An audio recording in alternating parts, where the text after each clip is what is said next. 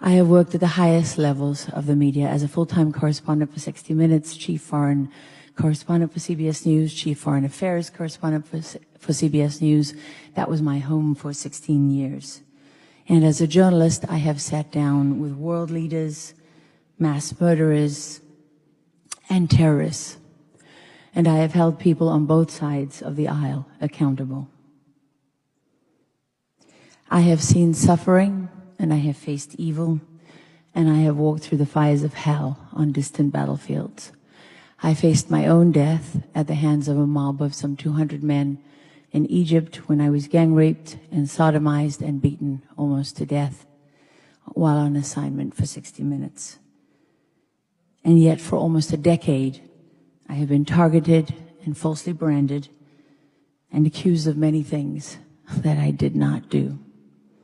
They have attacked my work, my character, my sanity, and my marriage. And I am not alone. We are many. And we will not give up, and we will not give in. It's important to all of us, because of everything discussed today, that we address the vital principles and values that exist really only in the United States of America. And that said, these are the worst of times for the media in this country.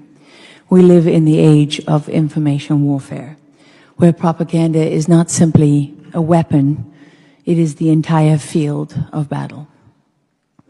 This is a war for our minds that is aided by advanced technology, and we have never been here, not in all of human history.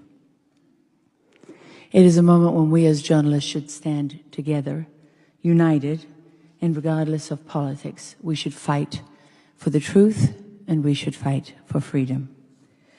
Yet, not very long ago, we allowed one of our own to be branded as a traitor simply for doing his job.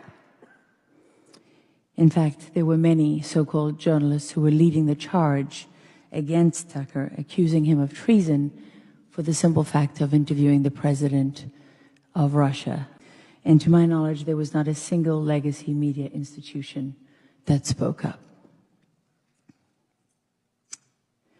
This was more than a politically motivated attack on one man. It was a betrayal of the most sacred principles of a free press. And my media colleagues know this to be true, no matter what they say. My fear is that they either no longer care or that they lack the moral courage to be honest, including with themselves. To those who wish to censor the idea of free speech in America and all over the world. Media companies, institutions, and journalism schools have failed all of us.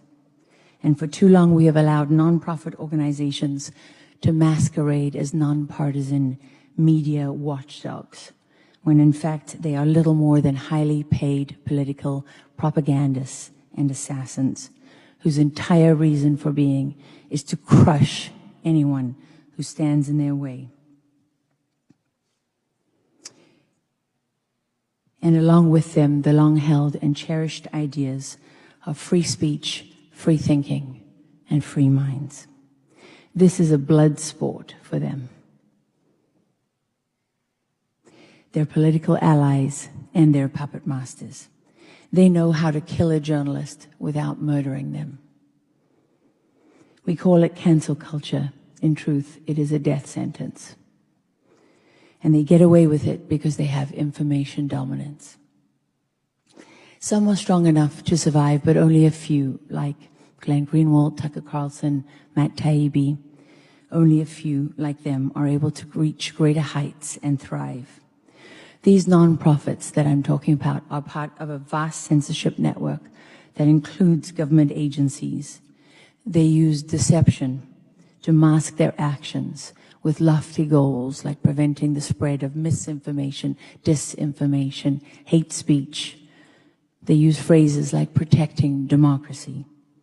And make no mistake, words matter.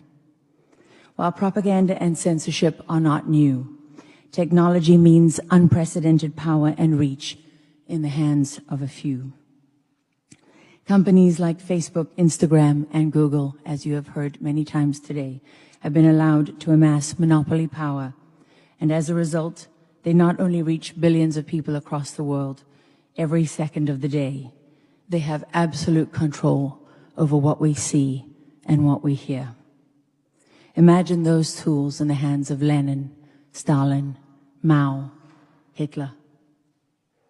When I became a journalist more than 35 years ago, we were under emergency restrictions in apartheid South Africa, and I was 17 years old.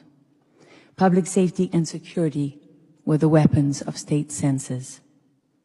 Ours was the truth. We had no Bill of Rights, no Constitution, no First Amendment, no Declaration of Independence. And journalists would have to hide their footage from the security police, sometimes sewing the tapes into their mattresses at home so they could not be seized and used to identify and target the protesters that we'd filmed. The light of freedom that set fire to our hearts in South Africa was lit thousands of miles away. It was lit right here where we sit today in the United States of America. When the Founding Fathers put freedom of speech first, it was not by chance, it was by design. The rights that followed were in part created to protect the First Amendment.